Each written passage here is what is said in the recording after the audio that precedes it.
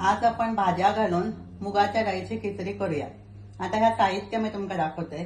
इकडे मी अर्धी वाटी मुगाची डाळ आणि 1 वाटी तांदूळ असं प्रमाण घेतलंय। आता मी इकडे कोलम तांदूळ घेतले, पण याच्याऐवजी तुम्ही बासमती राईस किंवा इंद्रायणी राईस पण घेऊ शकता। नंतर 1 टोमॅटो बारीक चिरून, 1 मोठा कांदा बारीक चिरून, थोडीशी कोथिंबीर, इकडे गाजराचे तुकडे घेतले आणि थोडेसे ओले वाटाणे। इकडे तुम्ही आणि कॅप्सिकम किंवा फरसबीचे बारीक तुकडे चिरून घेऊ शकतात। इकडे मी गोडो मसालो घेतले 2 चमचे, बारीक चिरलेली लसूण आणि किसलेला आला आणि फोडणीसाठी राई, हिंग, जिरा आणि कढीपत्ता आणि इकडे मसाले। आता इकडे मी गॅसवर पॅन ठेवलंय, त्याच्यात घातले 2 चमचे तूप। आता तूप तापला की त्याच्यामध्ये हे डाळ आणि तांदूळ घालायचे आणि परतून घ्यायचे।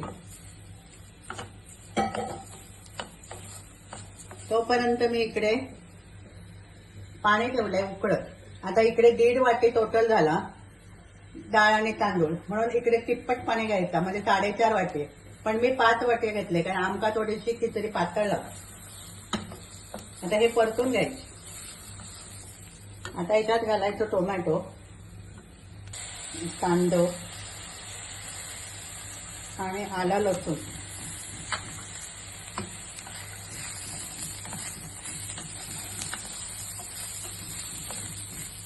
मग उरलेले भाज्या घालूया, गाजर आणि वाटाणे। तुम्ही बटाटो पण घालू शकता बारीक चिरून।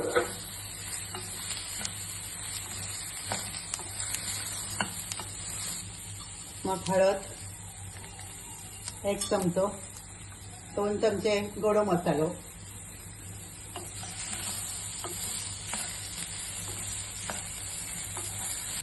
आता हे भाज्या सगळे परतल्यानंतर त्याच्यामध्ये घालायचा 1 चमचा लाल तिखट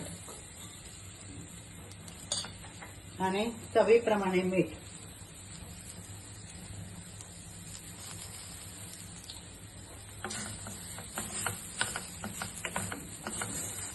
आता इकडे मी पाणी मागे गरम करत ठेवलंय। आता उकळलं पाणी की त्याच्यामध्ये पाणी घालायचं।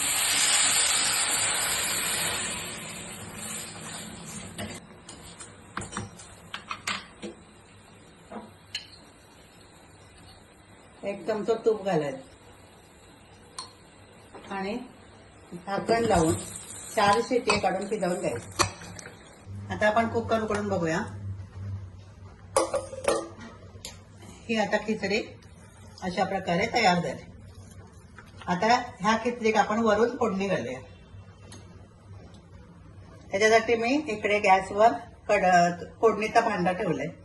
आता याच्यात घातले तूप। तूप तापला की त्याच्यामध्ये आपण राई, हिंग, जिरा, कढीपत्ता आणि 1 लाल मिरची घाल। आता ही फोडणी तयार झाली। आता आपण गॅस बंद करूया आणि ही ह्या खिचडीवर ओतूया।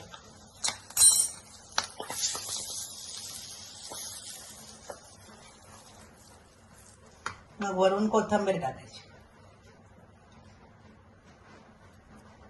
आता अशा प्रकारे खिचडी बनवून मी एका प्लेटमध्ये काढून घेतलंय। एखाद्या दिवशी तुमका चांगलं सगळीच जेवण करण्याचा कंटाळा आलो तरी खिचडी बनवायची। ह्याच्यात भाजी पण असल्यामुळे पौष्टिक असतात। त्याच्याबरोबर तळलेलं पापड, थोडासा लोणचा, लिंबू आणि खिचडीवर घालायचा थोडासा तूप। आणि अशी गरमागरम खिचडी तुम्ही बनवा, खा आणि आवडली तर लाईक करा, शेअर करा, सबस्क्राईब करा।